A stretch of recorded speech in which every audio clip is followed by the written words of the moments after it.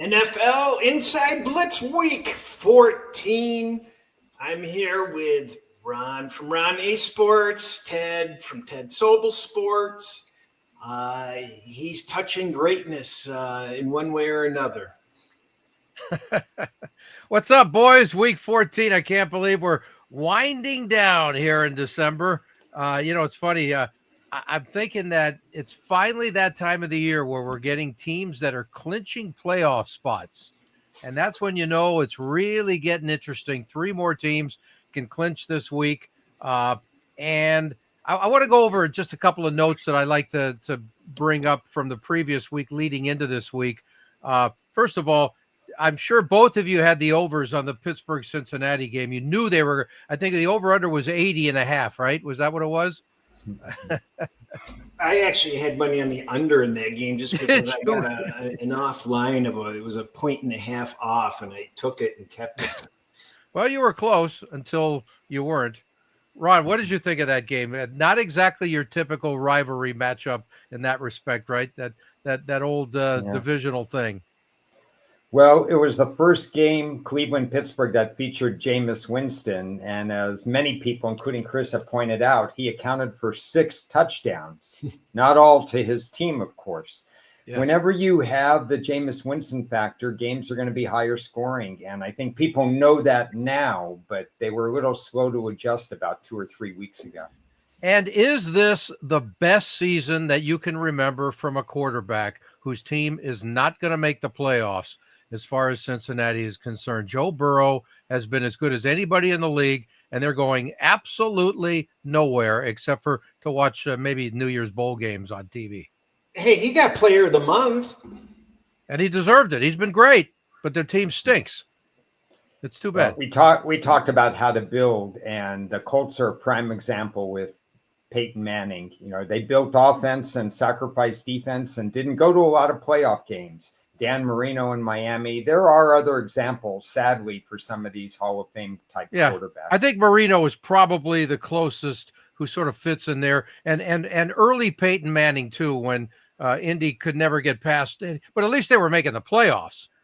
That's a whole different story here. Right? That's pretty bad. Justin Tucker. What has happened to the greatest kicker who ever lived? He looks like the worst kicker we've ever seen.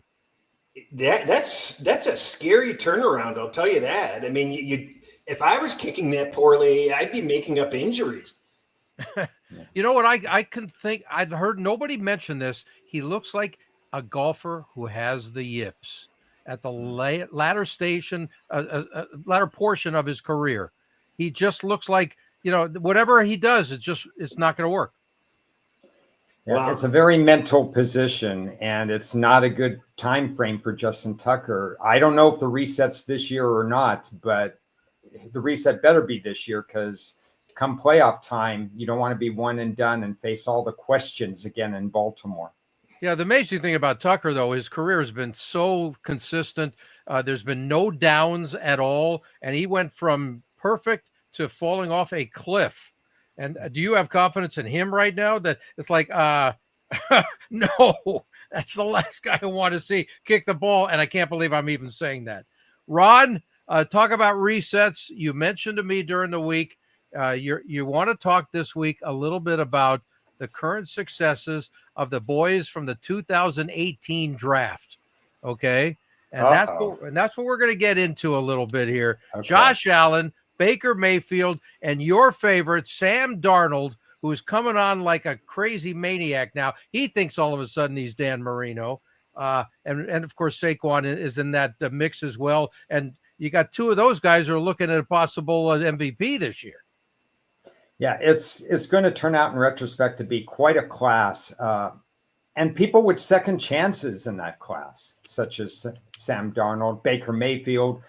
Actually, you probably have to say third and fourth chances. Yes, you do have to say that. Yeah, they're on different teams there. But in the case of Darnold, he went to a team that their head coach is almost being called a quarterback guru with how he's putting these people in favorable situations. I think the offensive line could do better, but they're cohesive. And obviously you have Jefferson and you have Addison and you have a couple of other targets on the team, including a strong tight end that really helps.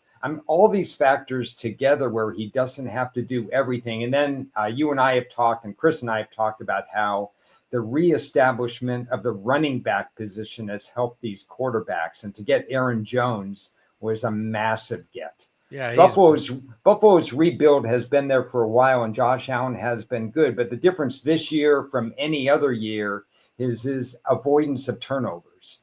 And if that continues, then he's an MVP candidate. That's the big key there. I'm hearing that his players are really appreciating the way that his leadership is elevated on the sidelines and in the locker room with the way he's interacting and supporting other players. That's making a difference with that team too. Yeah, I agree. He's matured a lot, especially from his college days when there were some ill-advised comments and stuff like that. So his actions on and off the field have been MVP worthy. Well, and Josh Allen is in a category by himself the way he's playing right now. But Sam Darnold, who is Mr. Comeback Player of the Year in a few ways, he is 7-1 in one-score games this year, playing smarter and cleaner, and the perfect example of when you have the right coaching, it can be the difference maker. And this is the best, by far, his best coaching staff that he's played for in his career. Let's hear from his offensive coordinator, the famous Wes Phillips. I'm sure everybody knows him. I wanted to play what he said about the excellent recent play of Sam and why he thinks that's happening. Poise in the moment. You get down 19-6. You get, the last drive for the game-winning touchdown. Just the throws that he made.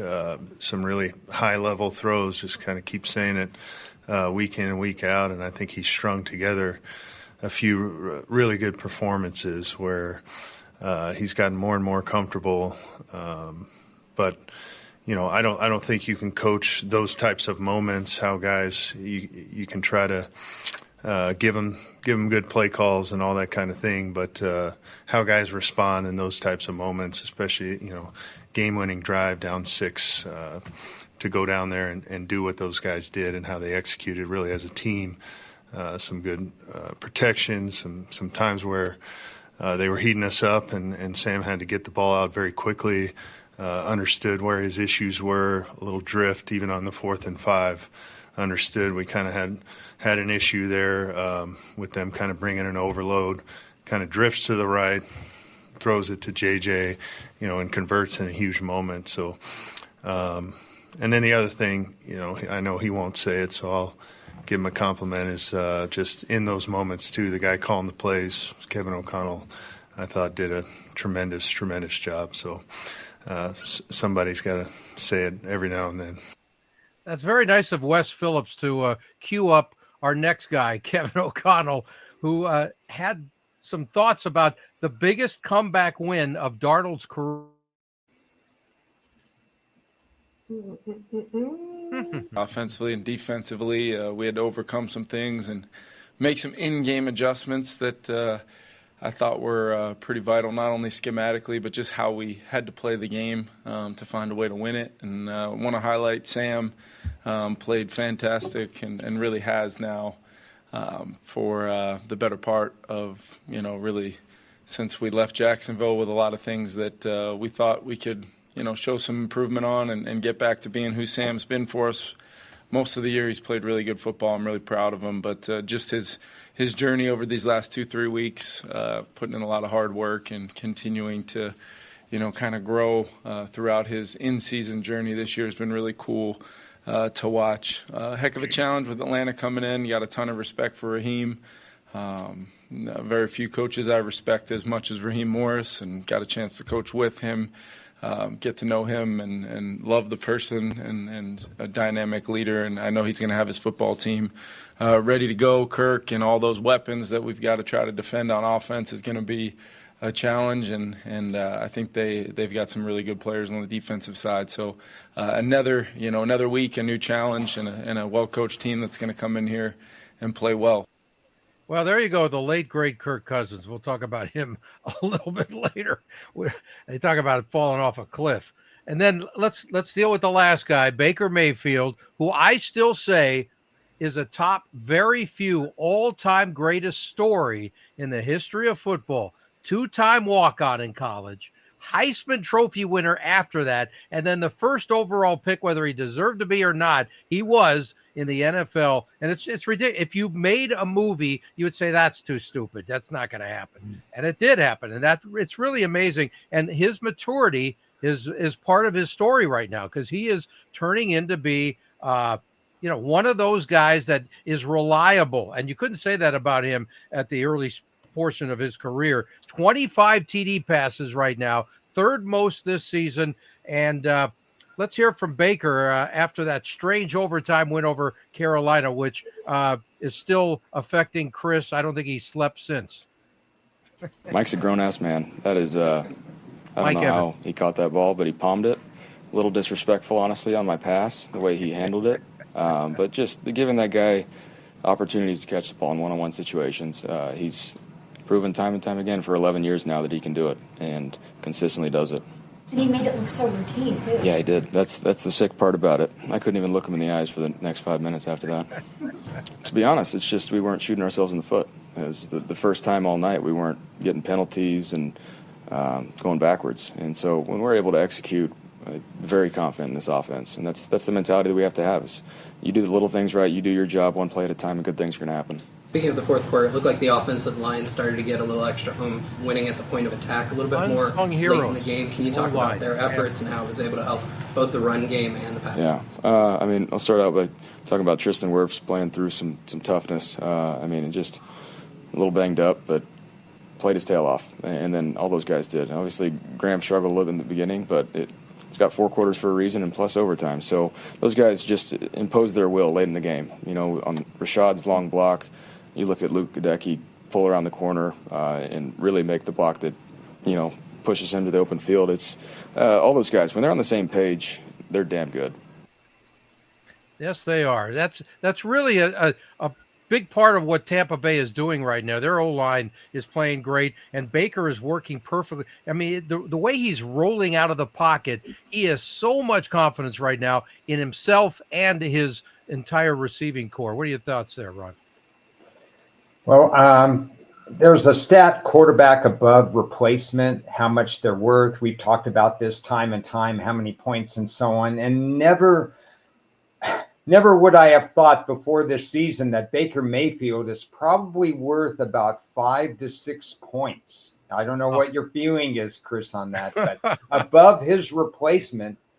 If you take him out of the equation, what do you make a line? And I think you have to drop the line 5 or 6 points because of the way he responds to challenges. He's a gamer. He'll do anything and everything to sacrifice his body. He'll put his players like Evans into a position where they could win the game. It's like you can't close Tampa out until the clock strikes 0. And last week you couldn't close them out until the clock struck in overtime.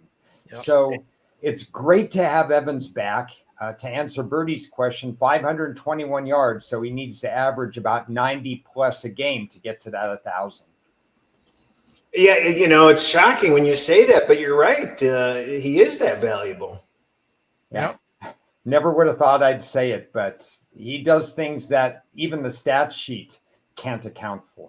Let's not forget, and it's easily forgettable because he was only here for a couple of minutes with the Rams. Remember that game where he came in and he was there for like 2 days, and he ended up having to play, and they won the game, and he was just fantastic. And the guys in the locker room were just raving about him, not just the win, but his attitude and how he came in. And if that had happened 3 or 4 years earlier, would have been like, that's that arrogant kid Mayfield. And it's not like that anymore. And he's just grown up. That's all there is to it, It's a really interesting balancing act between recycling and improving quarterbacks like Baker Mayfield and Darnold, like we mentioned. Geno Smith is in that conversation. Personally, I don't put Daniel Jones in that conversation, but he will be recycled. Some others are recycled and ups and downs. You balance that versus going out and trying to get your franchise quarterback. And remember, 6 teams in the first 12 picks this past year said, we want a brand new quarterback. Yep. And several of them are thriving, and several of them, I took some stats because I understood I was supposed to talk about quarterbacks today. Didn't realize forgot that it was 2018 quarterbacks. But the 2024 quarterbacks have had some ups and downs and some interesting stat lines in the last few weeks. This might someday become an interesting class. Yeah, well, next week, I'd like to talk about the class of 2024 a little more and the 3 rookie standouts. You know, okay. I have my notes ready, so we're good. Beautiful. And Bo Nix, he's won 8 out of the last 11 games. He looks like he's been in the league for 5 years already. And Jaden looks fantastic in Washington. He's had a couple of down games, but some of that is also his O-line and the issues they have over there. And Caleb Williams is sort of under the radar, if you could be that, as the number 1 pick. I mean, his stats are really outstanding. You know, forget his wins. He looks really good at times, and they're still trying to figure it out with a team and a franchise that's melting in front of our faces. Yeah, he's got a lot of positive stats. Somebody was just going over those and comparing him to some of the elite quarterbacks, and he's better than some of them in various categories. Was it something like he hasn't thrown a pick in 2 months or something? He's got the record for that. October 6th. That's incredible. Yeah. And when you think that's the Bears too, okay, you got to throw a pick by accident during that time. So yeah, I mean, there's good and bad. Because he has taken 28 sacks in this last few games. No doubt about it. I mean, but he's a kid. He's learning. And he doesn't have as many starts like Bo Nix either. Remember, that's part of the equation. He's doing it now at the pro level, and you learn the hard way.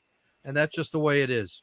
Ron, the hit rate on first-round quarterbacks was certainly under 50% for a period of time. What do you think? Do you think the rule changes protecting the quarterbacks has changed that so that there are a higher percentage of quarterbacks in the first rounds being able to make it? What do you think? You know, these quarterbacks that have been that we're talking about that were nobodies. They're standing the test of time and then seemingly getting better. Is it the rules possibly? A good way to answer that question is to compare the 2023 draft class to the 2024 draft class. And the biggest difference is experience. And it is a huge difference. Obviously, we haven't seen Michael Penix yet, but we've seen Bo Nix, and his evolution has been absolutely incredible in terms of how he's evolved from game 1 to now and what he's doing and what he's not doing. And like Ted said, we can talk about that more later. But 2023 class is going to be, that's where you say, wait, they didn't even hit 50%, or 2022. Will Levis is still finding his way, although things have been promising the last 4 weeks. Bryce Young is still finding his way, and until 4 weeks ago, we had him out of the league. And Anthony Richardson stretches the field when he can hit his own receivers because he's just not an accurate thrower. So the jury is out even more so on 2023 than 2024. So rule changes, 5% maybe, but a lot of it is just the fact that some of these guys, COVID related, NCAA rules related, and maybe even nil related in the future when you can make money by staying in college, which is a big portion now. If you get more reps in college where the coaches are more apt to work with you because you're not just another guy on an NFL team, you're better prepared. And there's no question some of these guys are better prepared because they spent more time in college. Yeah, and we've been talking about this together, Ron, for decades on, the experience coming into the pros and how much importance that is, where you don't have to totally learn on the job the hard way, no doubt about, especially as a quarterback. And you're in the old days, they didn't have so many pro offenses either in college. So you really had to learn hard, and quickly. But most of the time in those days, you sat and you watched. Just ask Aaron Rodgers. That was in the old days. He's one of the last of the current era to actually do that. and it worked out perfect. And then it just ends up that Jordan Love's in the same situation. Let's talk about Jordan Love's team playing at Detroit tonight. How about your Lions? 3-0 in the division.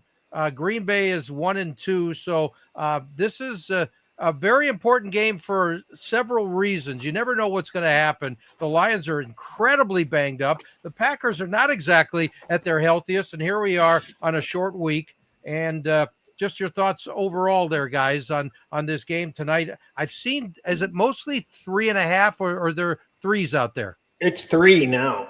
It is 3. Okay. Yep. And do you think it's because of the injuries or what? Yeah, I think people are. I mean, they are legitimately banged up. Decker's going to be out, and then Reeder's out. Well, I know that the Lions have a banged up O and D line, so on both sides of the ball. This is not a good situation for them. In the meantime, to me, this game is totally about Green Bay, their running game against Aaron Glenn, and a banged up defensive backfield as well. So are they going to be good here to stop the run? Forget about what Jordan Love can do passing. Well, let's Is hope Green so. Bay good enough to stop the run? No, Detroit. Oh, Detroit. Detroit is league average against the run, so I actually don't see any. I don't think the run game is a difference maker one way or another for either team. You do, okay? Yeah, because Josh Jacobs is a really, really big key tonight, and I think that because of the injuries, I'm not that well versed, and I'm sure Cris is much more, and so are you, Ron, on which guys are better against the run for Detroit, who are either out or not out. That's what I'm wondering. Jacobs had a great start to the first meeting, but then the Lions got out in front and they couldn't go to the run anymore. So, but that's a different Lions team, though, too. It's a different Green Bay team too. But I still think overall the Lions are living rent free in Green Bay's heads, and it's sort of like the Chicago Green Bay scenario where Green Bay's got to beat Detroit or else it's going to become a thing. And this is their best opportunity in a while. But I kind of like the fact that every single show you turn on, everybody likes Green Bay and nobody's left on the Lions. And when you consider how many people have hit the IR for the Lions this year, it's ridiculous. And the depth that they had and their ability to pick people out of practice squads that immediately contribute. And believe it or not, their pressure rate since Hutchinson went out has actually gone up. So, they're very, very well coached. They know what their weaknesses are. They know what their strengths are. Yeah. It's national TV. It's home. It's night. The crowd's going to be extremely loud and ready to go. I think that's going to help them out a lot. So between the pressure being on Green Bay to get the monkey off their back and the intensity that the Lions bring and the fans and the nighttime prime time, I think they got a shot. Let's hear from your boy Dan Campbell, who talked about the 4 games in 18-day stretch and how that is a grind, especially this time of the year. We'll have a chance to catch our breath after this one. It's goes without saying, it puts a strain on, it does. It puts a strain on you, but yet Green Bay's going through the same thing, so it doesn't matter. It's about really who handles it better. And so we know that's what we're tasked with. And no matter what, we got to put together a really good game plan and have something our guys can get a hold of and can succeed in. That's what we're tasked with. And I feel good about that again. The best part of all of this, we're in playoff football right now. That's where we're at. We're in December, and our schedule says that. Man, we play tough opponent after tough opponent after tough. We got another one. I mean, we got plenty coming up. So, and this is the type of stuff that you live for, and it's also the type of stuff that gets you ready for the tournament. So, we're a resilient bunch, and Nothing's going to change that. We got to worry about the one in front of us. There you go, Dan We'll have a Campbell, chance. who he is one of those guys that you just want to stick your head through a wall for him and then say, why did you do that to me, Coach? Your thoughts on this stretch here, Ron? This is a tough stretch physically for both of these teams.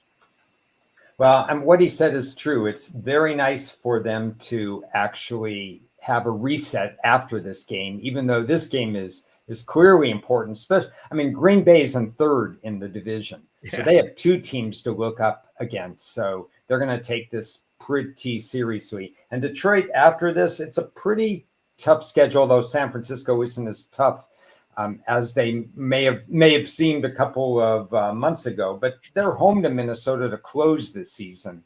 So the main thing for Detroit, and this is something Cris can speak to, is if Jordan Love hits the big play, it's going to be there for him, because the rookies on the Detroit secondary, unless they're bailed out by Brian Branch, they're a liability right now against Jordan Love if he's clicking. Right. Well, Love's playing completely out of his mind. He's gone 2 whole games in a row without an interception. I mean, that's a record for him. How long is he going to be able to keep that up? I mean, so he's more than likely to throw a pick this game, you would think. He's been hitting 75% of his completions 2 out of the last 3 games. And then that's the other key in this game, though, is how much are they going to be able to pressure him? And the other thing that let's not forget what Green Bay did last year. Green Bay came out of nowhere. We left them for dead, and they had a great second half of the season. And in fact, if you go back to 2019, Green Bay has the second best record, only behind Kansas City, from week 10 on. So they've got a history of these late season surges, and you do have to respect that. That's, when you're doing that year after year, that's a trend that you kind of, can kind of count on as reliable. Yeah. Well, one of the things, remember, for the first few years of M.LaFleur's stay in Green Bay, everybody was saying, and thank you, Bertie and Toma, and everybody mentioning my book. It's very nice. You guys can message me anytime on X or Twitter or whatever the hell you want to call it, and I'll be happy to. We'll discuss whatever you'd like to. Much appreciated. Anyway, remember the early years of LaFleur in Green Bay? Oh, he's just doing it because it's Aaron Rodgers in his prime and all this, and he's still doing it. So, there's something special about whatever M.LaFleur is his recipe is working big time there on a regular, constant basis. And they've had turnover, and they continue to bring turnovers is not his favorite word either, of course, but they've had turnover in the rosters, and that's been they just keep bringing in the right people, and he's making them fit. One thing I'd like to see in this game, Cris can comment on this since he knows the Lions. I would like to see more attention from Goff to Sam Laporta in this offense and in this game. He's not doing a lot. I know he caught a touchdown pass the other day, but 19 yards, I think, the last week, 6 yards last week, 19 the previous week, nothing the week before. It's been really quiet, and it's time for him to, on the home stretch, to even, I mean, they have a diversified offense anyway, but I'd like to see more out of the tight end spot. I'm glad you brought that up, because Campbell last week actually commented that Laporta is now the healthiest he's been. Oh, good. Frankly, at all. So yep. I think he's basically 100%, and they want to get him in working into the lineup. I think you hit the nail on the head there, because they hadn't been hitting the tight ends as much, even though they did have the balanced run and pass attack. So you add that tight end factor, and that's going to be pretty hard to defend. Yeah. Well, since we're talking about M.LaFleur during this chat here, let's hear from him on keeping his running back Josh Jacobs fresh this time of the season. We've just limited him in practice, and he does a great job communicating with us, kind of where he's at. So I trust him in terms of if he needs more, that he'll let us know, and if he needs less, he'll also let us know. But we also are mindful of just how many reps he's getting throughout the course of the week. He's a guy that I really don't worry about in terms of assignment. And every rep he gets, it's meaningful. Whether it's in a walkthrough, he is taking the correct footwork, he's pressing the right gaps, he's reading it the right way, making sure all the little details are on point. And then you see the same thing when he gets a live rep. I mean, just how hard he's going, how he finishes. He's a coach's dream. He does it the right way. And you don't hear that very often, a coach's dream, huh? And again, another great move by their GM, the Pack, when you get rid of Aaron Jones, where they just didn't want to pay him at this stage of his career, and you bring this guy in, he's a few years younger, and he's doing almost everything that Jones did. Yeah, it's like how the Lions brought in Montgomery, got rid of Swift. Yeah, exactly. That's true. That's a good Yeah, point. and it gave him an extra dimension for the Lions. Yeah, Jacobs is a high volume running back, so the more carries he gets, it's actually a little bit better for him. There's a few running backs like that. Yeah. But this Sunday to Thursday thing is always interesting. We've heard some load management actually mentioned outside of basketball and into football, with people getting limited carries. I remember reading stories about, why didn't this guy get used more on Sunday? Why didn't this happen? And the coaches didn't come out and say it. They said it afterwards. Well, we were preparing for Sunday and for Thursday. Right. And so I think that's the kind of point that we have to be aware of. For example, who's playing next Thursday and what will their Sunday look like? Because that's advanced planning and that's good coaching. Yeah, remember a few weeks ago, I asked that question of Sean McVay about going from a Sunday to a Thursday game. And he talked about, that mostly he's not paying attention to the Thursday, but it is always there in the back of your mind. I got a game in a few days. What am I going to do here, right? And how am I going to use this guy? So, question comes up. Thanks, Toma. Do I factor in revenge in pro ball? There are two ways I factor in revenge. One is playoff revenge, and that's usually more important the first 5 to 6 weeks of the season, or in a standalone later game, not in a game couched in a Sunday, week 10, when the 49ers, for example, are thinking only of week to week right now instead of what happened last year. So in that, and for some of these revenge, it's interesting because when Cleveland plays Pittsburgh and some of these other teams, and Arizona, for example, this week plays Seattle, when they've just seen the opponent 2 weeks earlier, there's a little bit of the revenge factor. Yes, that I'd like to. There isn't as much clutter between meetings, and so I don't know if you feel the same way, Cris and Ted. But when there's only 2 weeks, maybe 3 weeks between meetings, and it's more fresh in your mind, there's a little bit of that I would like to factor in. Yeah, I pretty much agree with you on all of that. Mentioning here about the Packers dealing with the receiving running backs, I can tell you the run D for Green Bay has been outstanding lately. They've given up only 83 rush yards in the last 2 games and no TDs. So we'll see if carries over into tonight's game at all. But the one stat that's a little interesting on Green Bay, they are 0-4 against the spread against teams with winning records this season. Okay. So they're the Miami Dolphins of the NFC. Well, not quite, but yeah, I know where you're coming from. Anyway, not something. Yeah, I'm glad you brought that up because it's not something on my radar, and I think that's relatively important. Maybe not as important in a rivalry game, but relatively important. Absolutely. That Green Bay defense has the most snaps by rookies in the NFL this season by quite a margin. So, that's another. I mean, what offensive coordinator do you want exploiting rookies in the lineup on a defense? Ben Johnson, of course. Right. But in the same time, when you say that, that means they're really learning because they're playing a lot, right, in their rookie season or their youthful seasons. Yeah, they're going to learn something. Oh, that's for sure. Okay. Well, we'll see what happens tonight. What do you guys have anything special on the spread at 3 and/or what is it, 51.5 ish? Actually, there's a high. It's up to 52.5. A lot. Really? Wow. It must be because it's a no weather game. I don't know. So, Ted, you know all about value and getting early line value and how sometimes it doesn't even matter. Absolutely. I think it feels good, though. some of the recent future plays I've won when I didn't have value, and I lost a couple, although insanely crazily when I did have value.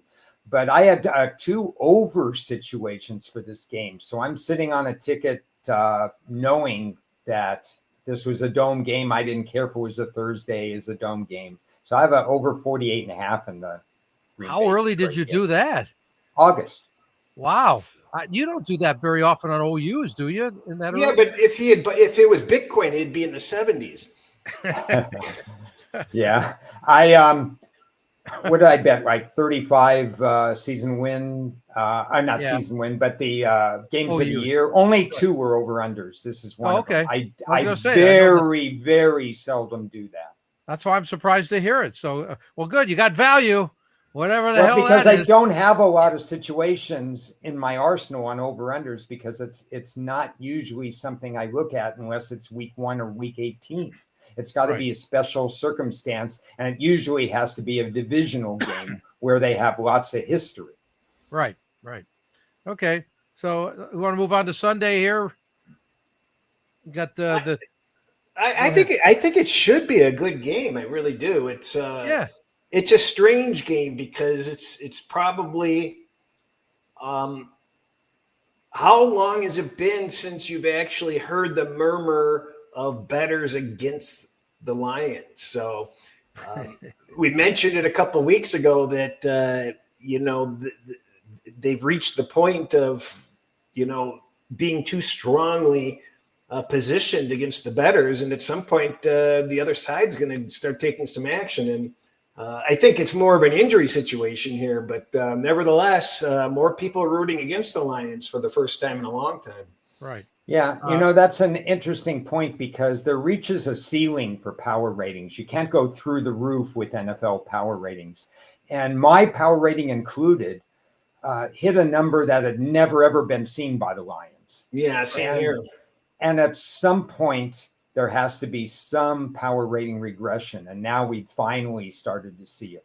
Yeah, I like what Bertie reminds us. This is a Thursday to Thursday matchup.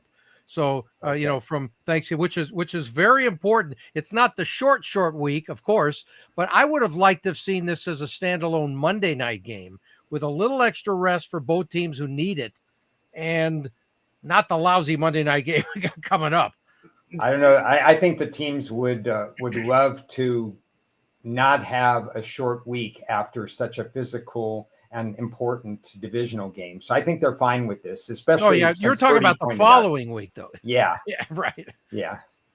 Anyway, I know you're all looking forward to the Jets comeback against Miami. I'm just curious your thoughts on where the Dolphins are right now, and do they have a chance to do anything? They've won 7 out of their last 8 against the Jets, which means absolutely nothing. Yeah, they started making tee times for January already. Yeah, last game was just a huge one for them. I refuse to talk about any game involving the Jets unless you turn off the lights and we're in a dark room. Oh, God. Okay. So what is this, 6.5, that spread? 6. Okay. Layable in my 5.5. There's some. It's 5.5 now. Oh, nice. I like Miami in this game. Potential blowout. Okay, you're on record. I'd like being on record. I've had a good year of being on record, by the way. Okay, yes. That's right. McDaniel's sideline presence during that snowy game was a complete and utter embarrassment, and he lost the respect of his players on that. He lost the respect of fans. I think it's going to be interesting to see how Miami comes out this week, frankly. Yeah, very much so. Okay, now the important game is the Cousins Bowl in Minnesota. He's coming home. I guess you can call that home. His last home. What the hell's going on with Kirk Cousins? No touchdown passes, 6 picks in the last 3 games. I think, my personal opinion, he looks like he has a tired arm. That's what I think. I could be dead wrong. interception, the one that he noodle throwed in the end zone when a field goal would have done wonders for a lot of people on the show. all two of you? One of us on the show. That's not a lot, but I'm 1/3 of the audience at least. But you're talking about 4 interceptions. If he throws 3, Atlanta wins the game, but he throws 4. Yeah, Cousins looked out of, I don't know, completely out of rhythm, completely out of sync, was throwing into coverages. I don't know. Atlanta had that game won. It's obvious, but they didn't win, so it doesn't matter. Right. I think if this game was not in Minnesota, that Penix might play, but you got to play Cousins in this one. Yeah, I think you do. In Atlanta, they're just reeling at this point. Their playoff chances are only 58% now, and they've got the tiebreaker ahead of the team behind them. So, what does that say about about their situation? I don't understand how Minnesota just continues to do this one win or one possession win program again, like they did 2 years ago. It just reminds me of them 2 years ago when you're like, well, okay, you got this one loss on your record, but you're really not that good. And you saw that they weren't at the end of the season. Yeah, I love the stat that Minnie has won 5 in a row, and it's their second 5-game winning streak in one season. I think that's only happened to one other team in the last 30 years or something. That's pretty weird stuff. Yeah. No, I think putting words in Chris's mouth, Cris and I are kind of looking for the right situation to go against Minnesota because a lot of this is still, are they that good? What's going on with them? What team is going to really take advantage of the fact that their stats are not 10-2 type stats or whatever their record is right now? But Atlanta is winning the division on tiebreakers and so and so. So if you want to play psychologists, and all coaches need to play psychologists during the season, especially with some of the wide receivers that are going on in the league. If you're Atlanta's coach, you just walk them in the locker room and said, I know we lost last week. Forget about it. We are the team to beat in the division. We lead the division. We control our own destiny. Let's be positive. And I think that's the message teams like Atlanta have to have at this moment. But if you're a Minnesota backer this week at the window, are you not like going to your heart doctor first? Is it still 6 points? It is 5.5. Okay. And my opinion on it is I've got Atlanta, believe it or not, rated next to the Jets. How far do you have the Jets away from Atlanta, Ron? Wow. I have them side by side. You do too? Yeah. So that'll tell you the difference between these two teams. And those are the teams I bet last week. Hilarious. Of course. I'd put them side by side somewhere else if I could. But you know what? It seems like Minnesota. We've seen this movie and the 3 sequels of you're going to be less than a touchdown favorite. You're going to win the game, and you're not going to cover. So it just feels like there's that's going to be the Fast and the Furious version of the NFL repeat sequel. But we talk about 1-score games, though. Again, can you lay 6 points? It's down to 5.5, I guess, most places, right? Could you lay 6 against anybody almost right now and feel good about it? The thing about Minnie is, unlike 2 years ago, they have a little bit extra weapons. They're in year 2 of Flores' system. They have a running back they can count on. Justin Jefferson obviously was good then, but he's even better now in this year and stuff. So there are ways that you could say Minnesota could put up a complete game. Remember, they just died in the red zone against Jacksonville, I think it was, and won that game 12-7. Yeah. But they're better than Jacksonville by more than 5 points. Of course, they just didn't put it together. But they have an excuse every week, though. Why is it such a close game? It shouldn't have been, and it keeps being. So what I'm saying is, are you feeling good about laying 6 if you did before, with Minnie in any game? No, I'm not. But something I said to Cris on Tuesday does apply. I think the fact that the coaching staff is coaching Darnold to try not to throw interceptions, but if necessary, just throw the ball away. We're good enough to win anyway, is a good thing for that organization. Yeah. So I like them on the money line. I've been winning every week with them, even though they aren't covering, just playing them on the money line. I like the overs in this game. It's 45.5. I think it's going to be a high scoring game. We're going to record your plays. See if you go like 8-0 and then record them, baby. I think we just did. We're recording them as we speak. Oh, okay. That's recording everything. All right. And by the way, Minnesota can clinch the playoffs with a win, and Arizona and Rams losses. So there's another one of those teams that's got something big time to play for. How about Carolina at Philadelphia? The Panthers are playing better. Of course, they had to. And the Eagles are the Eagles right now. I know Dallas Goedert, who got a chance to speak with last week, was really nice to see him in person, what he's like. He didn't practice yesterday. I don't know how badly off he is. Any idea on the latest on him? I don't. I will look it up. Okay. Well, the Eagles can clinch a playoffs with a win and a few different scenarios, but the bottom line with them, they never lose. They've won 8 in a row, and they might have a little rain in Philly for this game. So we'll see if that comes into play at all. That means even more Saquon, right? Give him the ball and let everybody try to tackle him. He's their security blanket in case there's a letdown this week, and there should be at least some letdown this week. Yep. They have Pittsburgh next week. Then they have an important game at Washington, and then they round up with home and against the division. There's a gap between these two teams. There's no getting around that. But this is a look ahead factor. Yeah, and does that mean you've got another one of your favorite teams and you're taking double digits in Carolina? I haven't done anything yet, but it certainly would be the only way I'd look. The value, is there value at all? I mean, what would be your line? My line would be exactly 13. Okay. Power ratings don't take into account when you're playing certain teams, how physical the game was before, what's next, and so on, injuries and stuff like that. But it so the line is fair. Okay. Are there 13s out there? Because I don't know. I just saw 12.5, so I don't know. I think it doesn't look like Goddard's going to play. It does look? It doesn't look like it. Oh, okay. That would be different.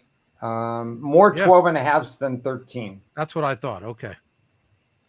All right. Let's do another old black and blue style rivalry. Cleveland at Pittsburgh. About 45 degrees, maybe a little bit of rain there. There's no major weather factors this week at all, which is good. Although I really love that Monday night, the night game. I mean, in Buffalo, that was fun.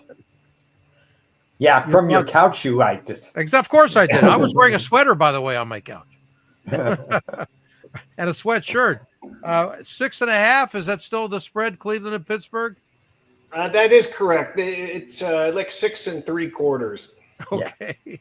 Yeah, soft 7s.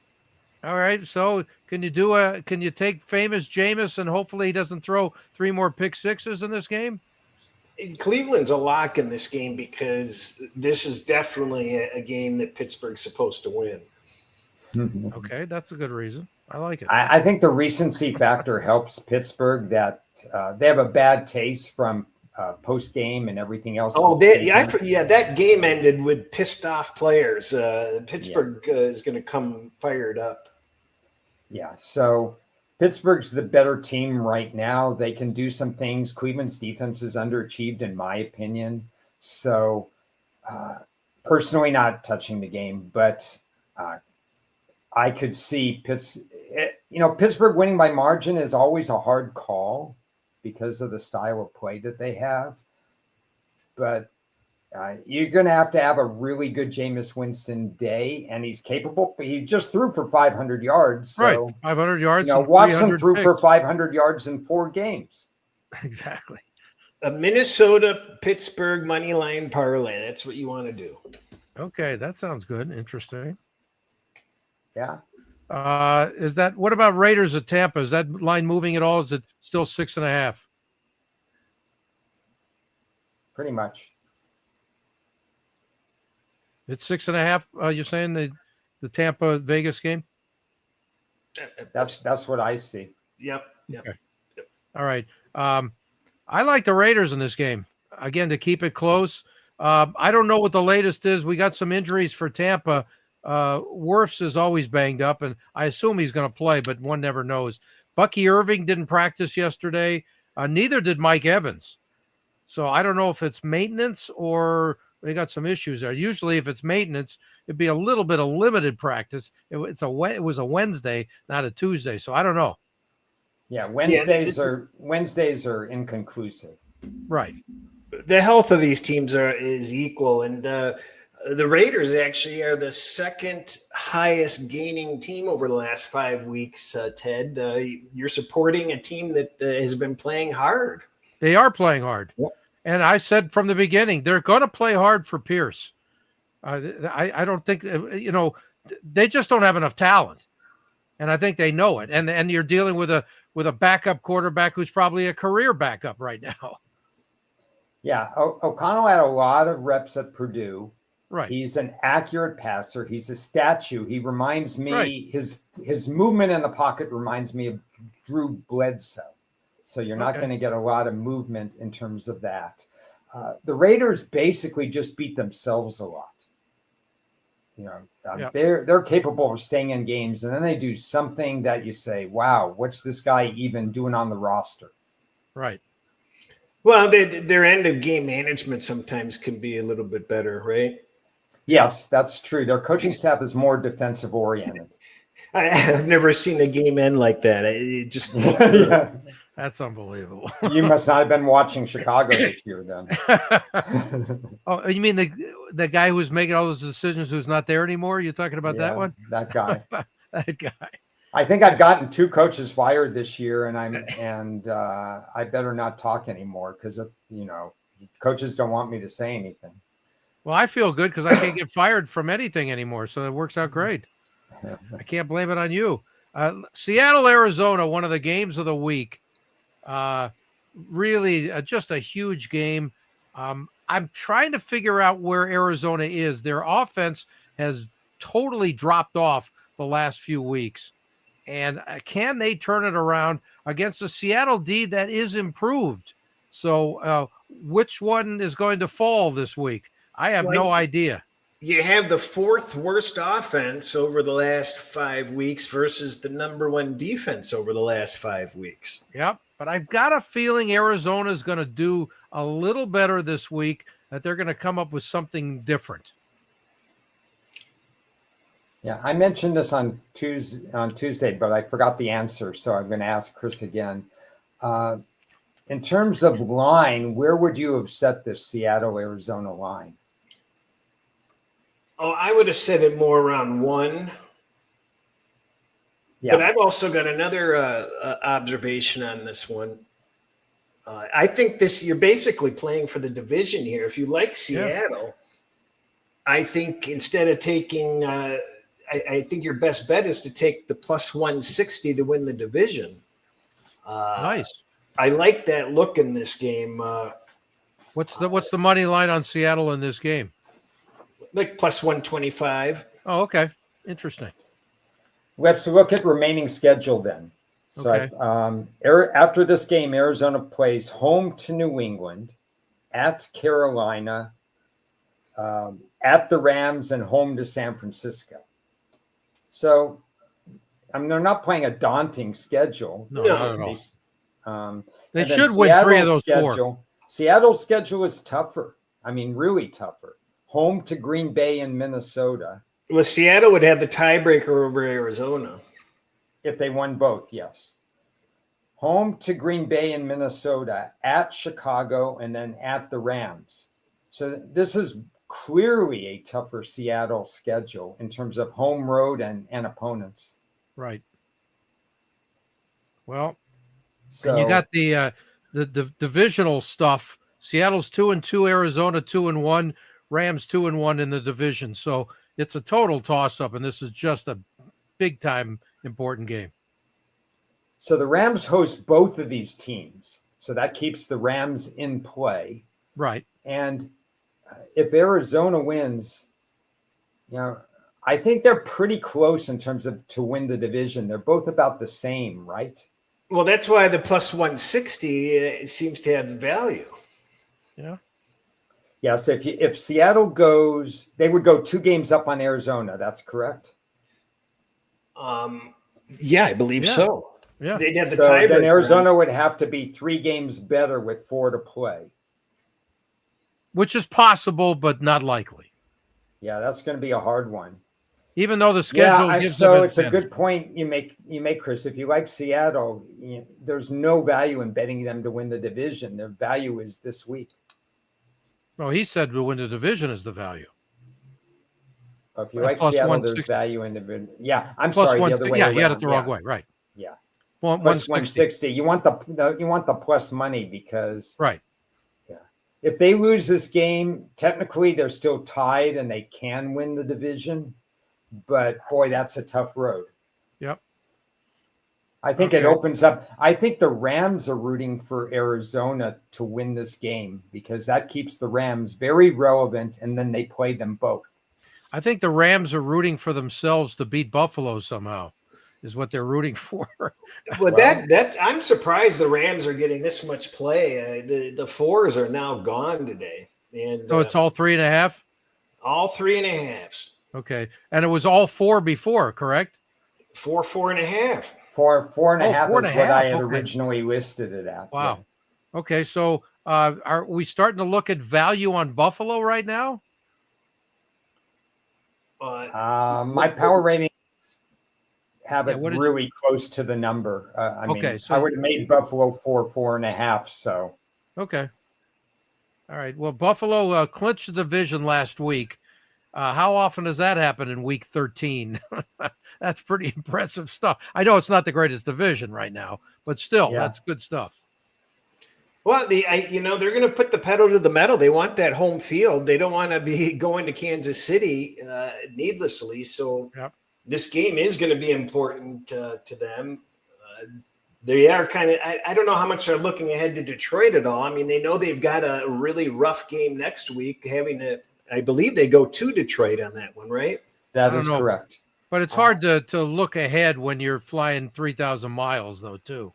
Well, they've got to be focused on this game because they know the game against Detroit is going to be a rough one. So I just don't see any let up with Buffalo this week. What do you see on the? I think Buffalo will be 100% focused on this game, but I have other issues with Buffalo that's different than that. My issue is what's the status of their receiving core right now? I think they're really banged up. Now, I don't know if they're playing or just playing hurt or whatever. Got some issues on the receivers. Cooper's healthy. No. I'm talking about Buffalo. Yeah. Not Cooper Kupp. Cooper. Amari Cooper.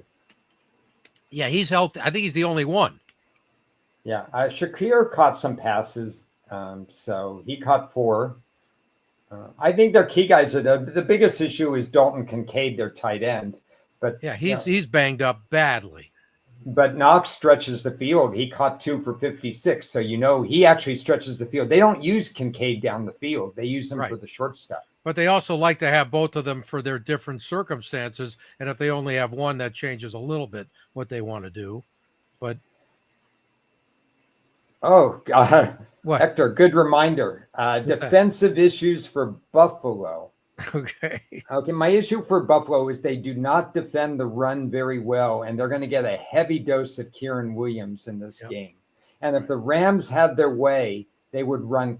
It wouldn't be so much Cooper Kupp and Nakua, although they throw to them, over 50% of the touches are from them. It would really be the Kieran Williams show if they can just keep Josh Allen off the field. And the problem for Buffalo is Josh Allen may be off the field if they have success in the run game. The other problem I have is Buffalo's pass defense is a little bit soft. I mean, they're allowing close enough to 7 out of every 10 passes to be complete. And this may be the crazy feeling of the day, but Matthew Stafford has stayed healthy for over a year and a half now. Yeah, well, that was until he got hurt at the end of the last game, so he's a little hobbled.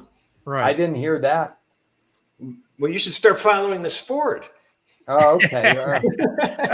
I'm so hooked on Russian table tennis, I don't know what to tell you.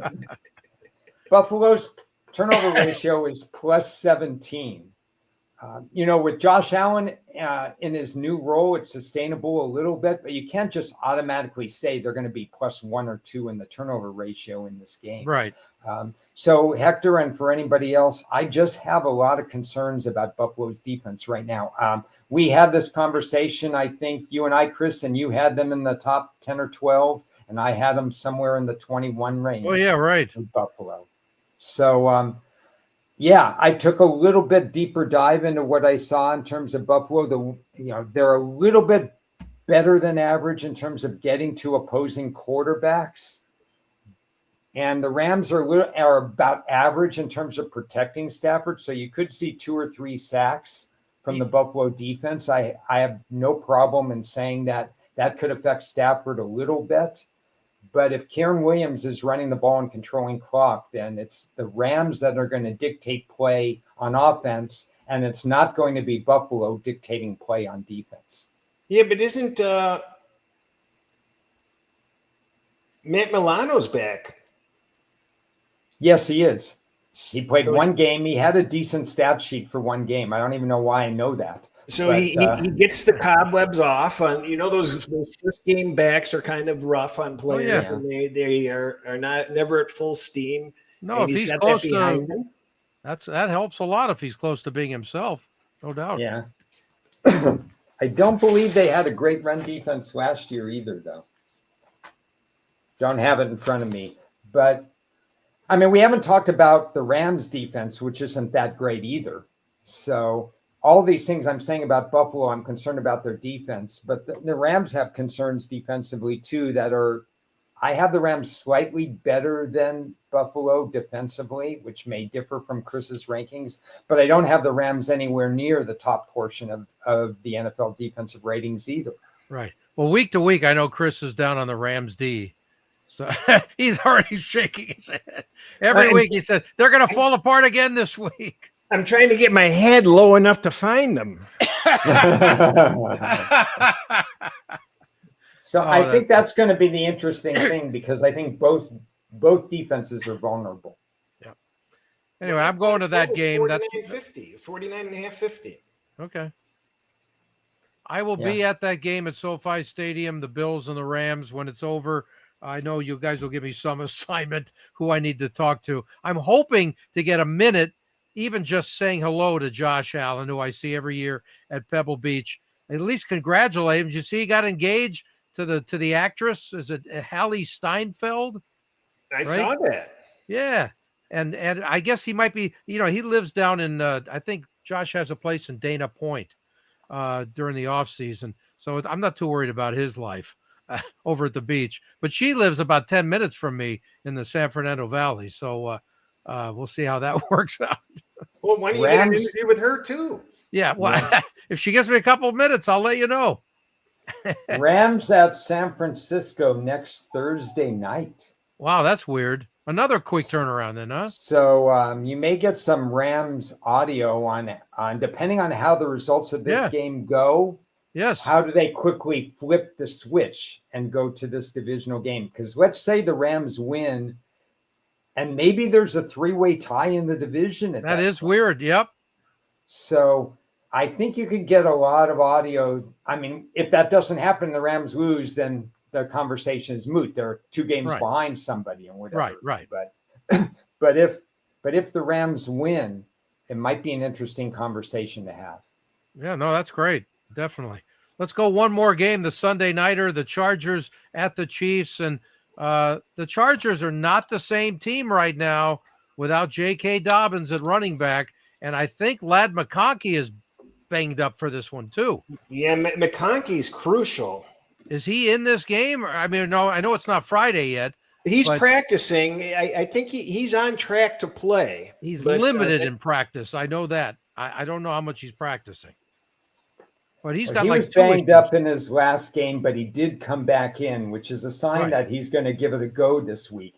Yeah, you would think. He's not going to be 100%. Right. But, Yeah, but he's their number one target, and he's the guy that's the who problem. he runs the best routes. Right. He has the best hands. I think I deserve to get at least a part-time scouting job because I mentioned going into week 1, I went to the practice before the season started, and I said, "Wow, that McConkey looks good." I never saw him play 1 minute in college, and I said he looks great. He's running routes like he's a veteran. I said and he was catching the ball. I said I like this guy. I don't even know who he is. Besides I thought he was like the New York Giant guy, the old McConkey. Bring him back from 25 years ago. Yeah. Now he fits the scheme. He fits what Jim Harbaugh likes in his receivers. It's good. So your thoughts on this game with the Kansas City's got some kicker issues. I think they had to sign another guy. 9th straight divisional title with a win here for them. And they'll probably win by 1 point in the last second because somebody throws the ball into somebody's face by accident or something. Well, I like the Chargers to kind of stay in the game. I don't think the Kansas City is going to wipe them out. Right. Well, they can't wipe anybody out. Weather's not supposed to be a factor. No, it's supposed to be in the 40s. So it'll be, in the 50s, low 50s. So it's supposed to be okay. Is it still a solid 4? It is. Thanks, Xavier. I guess I have a new job. I'll be scouting this week. I'm on nobody's payroll, but I'll be scouting this week. So it's a solid 4. So can you actually lay 4 with Kansas City against any decent team right now? Well, if you want good news for Kansas City, they have 2 extra days rest because they played on Friday. Okay, that's good news. But all they are right now, besides the fact that they've won back-to-back Super Bowls, they're the AFC's Minnesota Vikings. They find a way to win a 1-score game, and it's weird every week, right? They're sort of mirroring each other right there. They have so much confidence that no matter what the score is, they're going to win. Right. But do you want to lay 4? Well, I'm not doing anything, so I don't want to. Oh, so I don't you're not have even any... interested in the 4 then? I'm interested in the game. Okay. No, I thought maybe. So there's no value on the spread for you. I think based on my power ratings, the line would be 3.5. Okay. You doing anything, Cris? Definitely choosing the Chargers. I want to confirm McConkey's good to go. Yeah, that'd be important. Herbert has horrible metrics with all the other receivers except McConkey, and his metrics with McConkey are off the charts. Excellent. So McConkey is a key cog for this game. So what are the over-under for Quentin Johnson drops in this game? 2.5? Okay. That's right. We're on the same. Probably right around his catches. It's interesting. We both said 2.5, so I think we both like the overs a little bit in this game. I don't know Kansas City's stats defending tight ends, but I would think with McConkey's health and otherwise, Will Dissly becomes an important player in this particular game. Okay. And he's not usually very important for the most part. I don't know the status of Humphreys. You guys know? No, I'm trying to find out. Okay. In the meantime, let's just a quick thought on the Monday night game, even though it doesn't mean anything. I'm just wondering, excuse me, can you lay 5? Is it 5.5 still? Cincinnati on the road at Dallas? It is. Okay. I got to take the home team. They haven't quit yet. They've won 2 in a row. Now, all it takes is being down 10-0, and then they'll quit. But I know, but Cincinnati. No. I mean, it would be a hard sell to take the road favored in this particular game with nothing going on. But you could.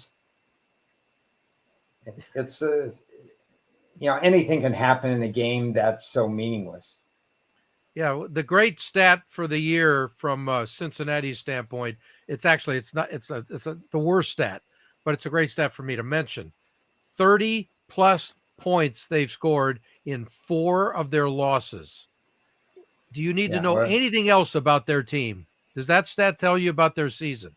Well, they've lost 3 games of allowing teams to score 33 or more, and the rest of the league only has 1 team that's lost by a game that they've allowed 33 or more. That's all you need to know about the Bengals. Just that. The rest doesn't mean anything.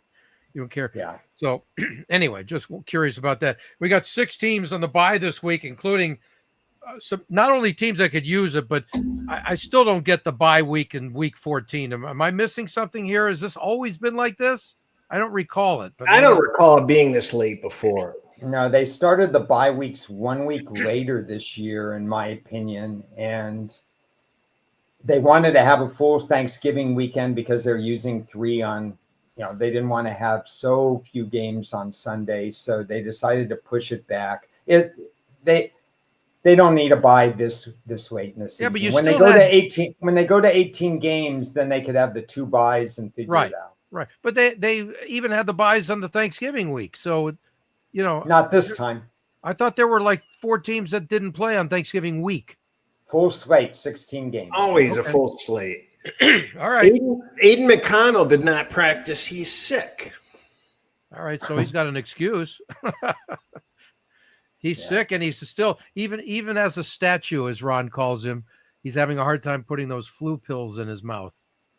The backup is Desmond Ridder, talking about recent draft choices, 2nd-round draft choice from Atlanta, went to Atlanta, and his career is not amounting to much. Desmond Ridder would probably have a very tough time at Tampa. Right. And Russell, a good point there. 4 of the 6 teams of the bye are in play for the playoffs in the AFC. So, hey, and then you throw in Washington there. I mean, this is hugely important. Again, they must be exhausted thinking about, hey, thanks for giving us a bye this season. Well, and Xavier brings up a good point is why are you having 6 teams off in the same week? It's the exact same horse crap where you've got 8 games or 8 early games and 3 late games. I mean, right. Yeah, and then you have the 3 road games and then the 3 home games like the Bears are playing, and then Minnesota, and then these road short week situations. That's an NFL thing. I don't think the team signed up for it. I know one guy who probably didn't want to buy this week is Bo Nix on a 3-game winning streak going into the final quartile, boys. Gotta love that quartile. Thanks, Ted. I just thought I'd drop that in for you. We'll talk about Bo Nix and the rookie QBs next week. I think that's huge. And I want to say congrats to Eric Ebron, the tight end who retired this week officially after 8 seasons. I had him a few times as a guest on my old pregame show. Former Lion. Yeah, he's a really good guy. Love talking to him. So good luck, Eric, whatever you're up to, whatever your career is. I hope you spend your money wisely that you made in 8 years. Anything else, boys? No, everybody enjoy the games. I know some are better than others, but in about 6, 7, 8 weeks, most of the teams won't be playing, and then we'll miss football. So you might as well watch it while it's on. No, thanks for the depressing thought. Very good. We're doing, by the way, this is the first year because of the buys. We're going to do a week 19 show just to see if anybody's paying attention. Yeah. We'll do a fired coaches poll. That's coming soon, too. All right, guys, have fun. Enjoy the game tonight. All right. See you guys later. Later.